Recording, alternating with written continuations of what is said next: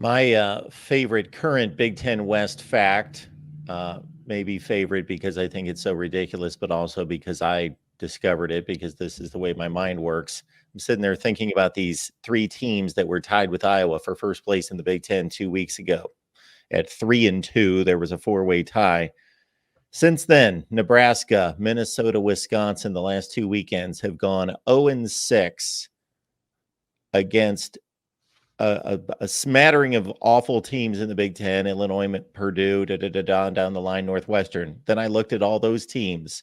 They are a collective 7-29 against the rest of the Big Ten, aside from this 6-game winning streak against the likes of Minnesota, Wisconsin.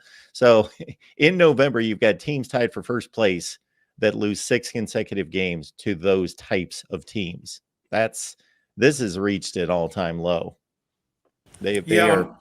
On one hand, you got to be glad that Penn State didn't win because that they weren't going to backdoor their way in on the tiebreaker with the way their West opponents have completely laid down here down the stretch. This has been, you thought Wisconsin was going to be pretty good. I mean, you thought Minnesota was going to be pretty good. You didn't really.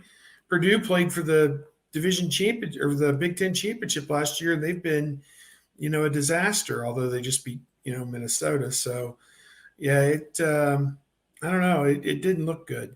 It hasn't looked good. There's a lot of bad Big Ten football this year. Too much of it. We see Iowa in the top 25 of the CFP rankings. Not my top 25, Not bro. my top 25, I hear you. But, the problem is that they're sitting whatever it is, 8-2 at this point, and they have 2 highly winnable games. It could be 10-2 by the end of the season, but it goes to show the weakness of the Big Ten and the favorability of having a good schedule in terms of not having to play the few lone good teams within the conference.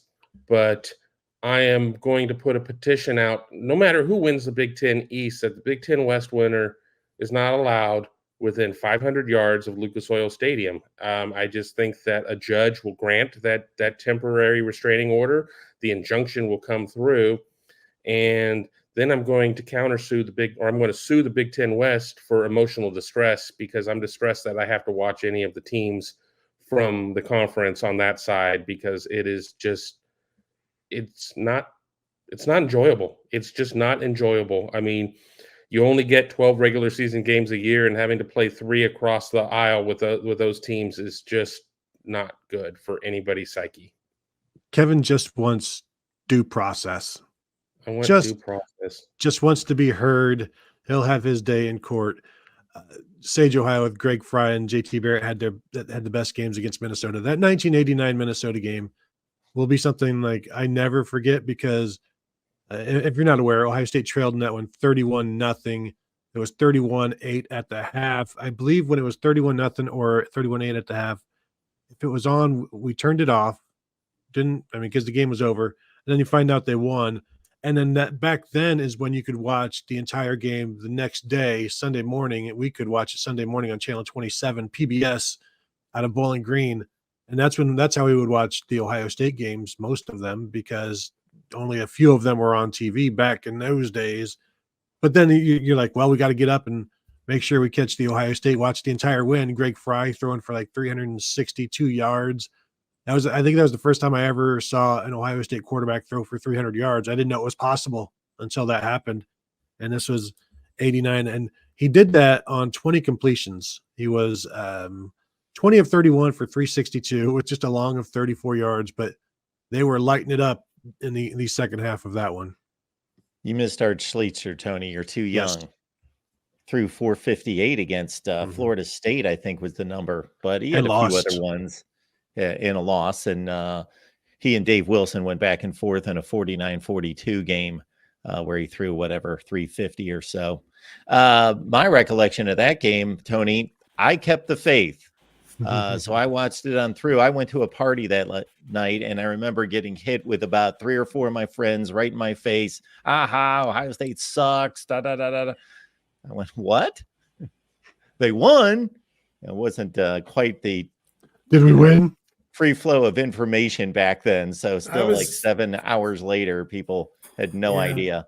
I think I was in my, would that be my third or fourth year, I guess, at Ohio State, and I have to say that that was, you know, you took your victories at that point where you could get them. And I mean, imagine if you had an 8-4 team now. I mean, they'd want everybody in the athletic department fired. I mean, not just the head coach of the athletic director. They'd want to burn the buildings down and fire everybody. And, back then it was like, my God, we pulled one out, that type thing. And, things have changed dramatically since then. People in my chat were like, just as an example, are like, has time passed Mickey Marotti by? Whatever. I'm like, well, they're 38-2 under this coach in the Big Ten. I tend to doubt there's been another stretch in the history of Ohio State football where they've won 38 out of 40 Big Ten games. I just don't know when that would have been. But, they've done that under this coach. So, of course, I think one of those was that Rutgers game the year before when Urban was on his suspension or whatever. But so in consecutive manner, what is that, 37-2? So this guy's done pretty well. And Mickey Marotti's been there preparing the team for all of it. And yet, the only one that matters is next Saturday at Michigan. That's the referendum game, and heads will roll if that doesn't go the way it's supposed to. So, it's kind of the world we're living in today compared to where it was in 1989. It was a simpler time, but may have been better time. I don't know, better or worse. I certainly took more joy out of the wins back then. I savored them, loved them. The world was riding on every W and L, regardless of what their record was. At least that was my world at my age at that point. But that 1989 team, actually, they still, for all their mediocrity, had a one-score game in the fourth quarter at Michigan, playing for a tie of the Big Ten championship. Nuts. And that's with Bo Pelini and Jimmy Peel as your starting safeties. That's right.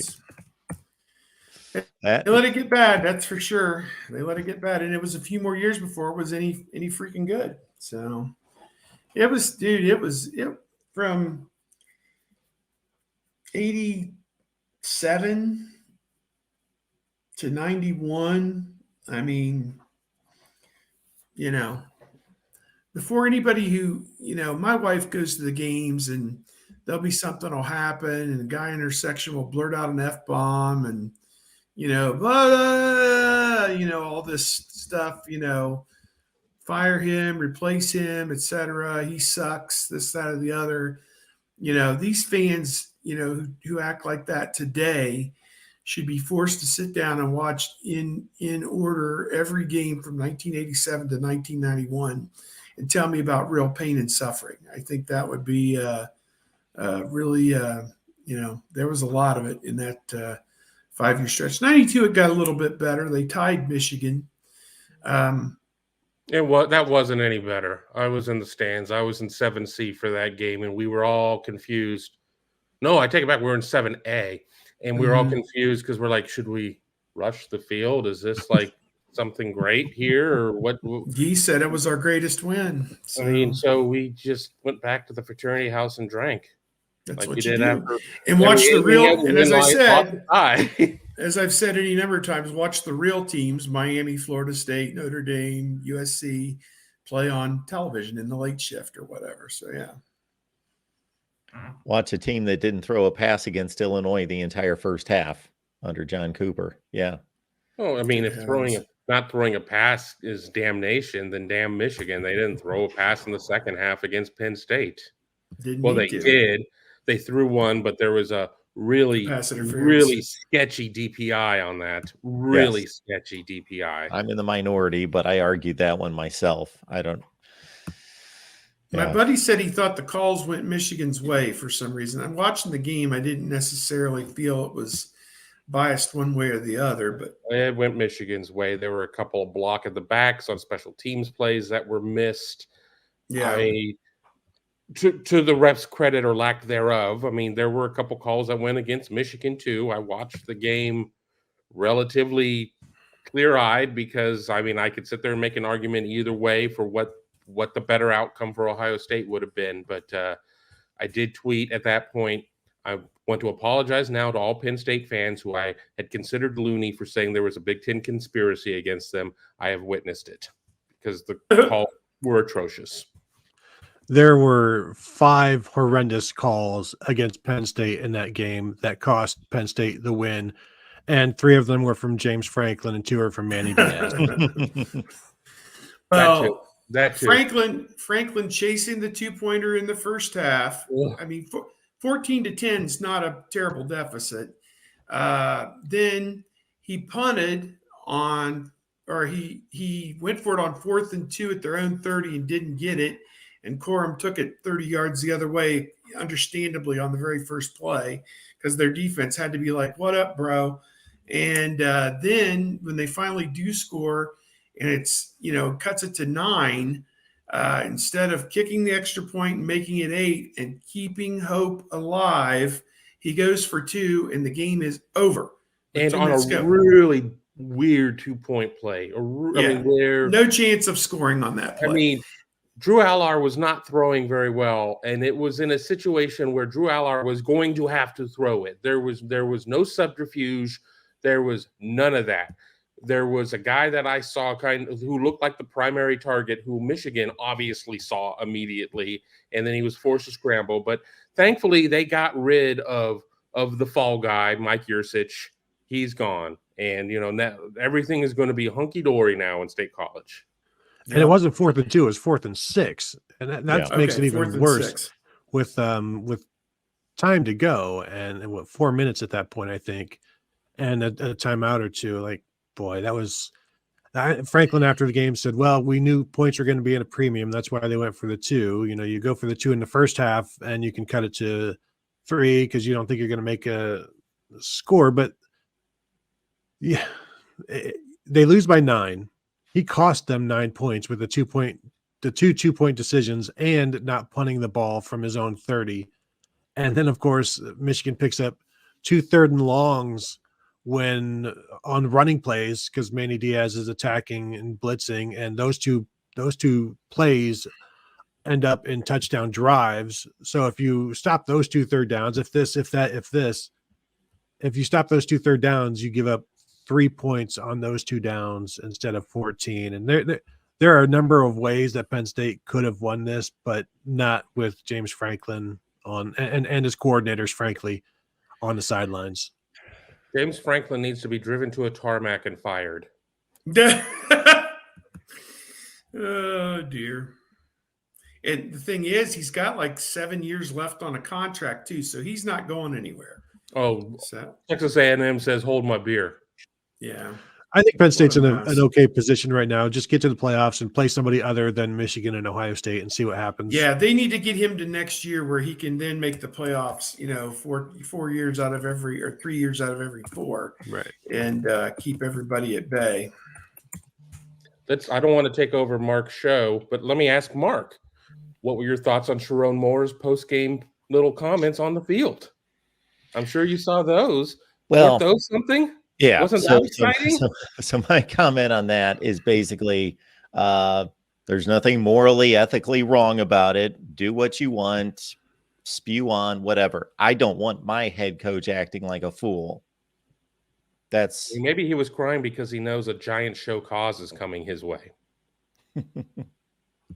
Could be. It was, and then people are trying to compare it to the Ryan Day post Notre Dame situation or whatever. I think both of them came from real points of motivation. There was a motivated speech to come out, but I really felt that, the Sharon Moore, I used as the example the meme of the guy riding the bicycle, carrying the stick, then sticking the stick in the spokes of the front, and then being on the ground, grabbing his knee in pain. It just all fits into this victim mentality. It all fits. You did it to yourself. Yes, that was the term I used, and I actually posted a video. It said Michigan's a victim. Yes, this victim mentality, and then Harbaugh takes to his news conference. And I hate when people in sports, especially the ones that have all the resources and are in a prime position to be the favorite every week, talk about the odds are against us and we had to fight through all this adversity. There's adversity and there's adversity. We should know the distinction between the two. Real adversity are things that you can't control, that are horrible things that happen to people, like illness and so forth.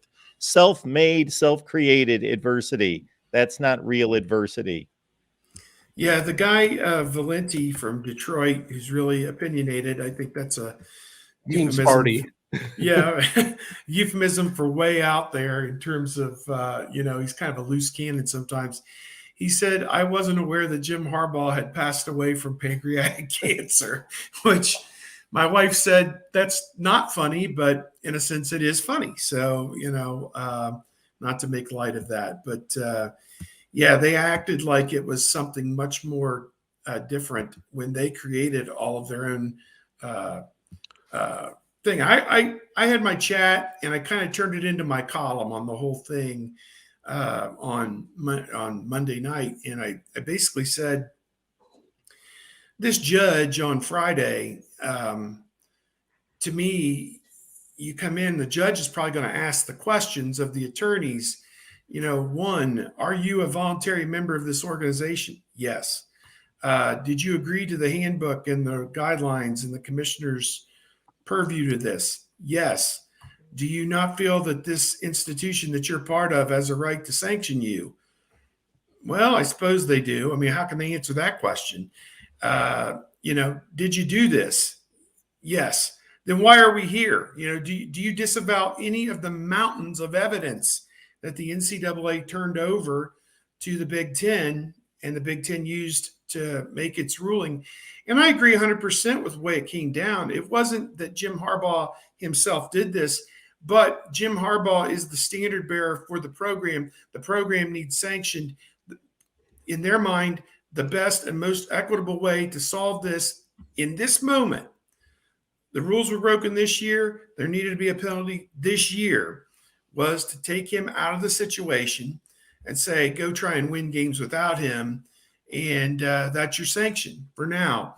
I think the NCAA is going to throw the book at them at a later date.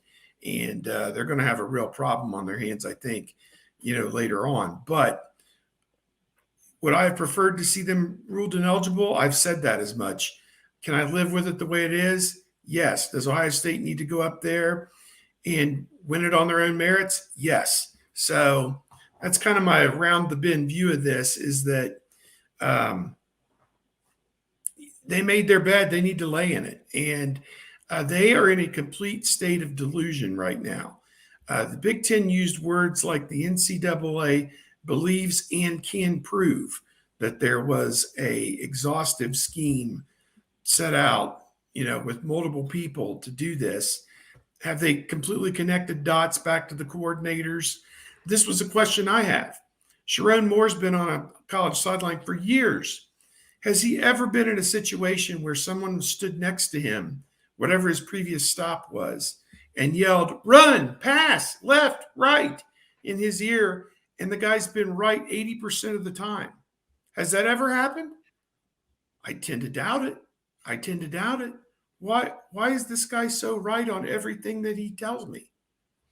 Never thought to ask that question? Bull crap. So I'm sitting here with the right and the left in my hands, and I don't know which one to play first. Steve, I'm going to play this one first. Steve, didn't you know that scouting is not illegal?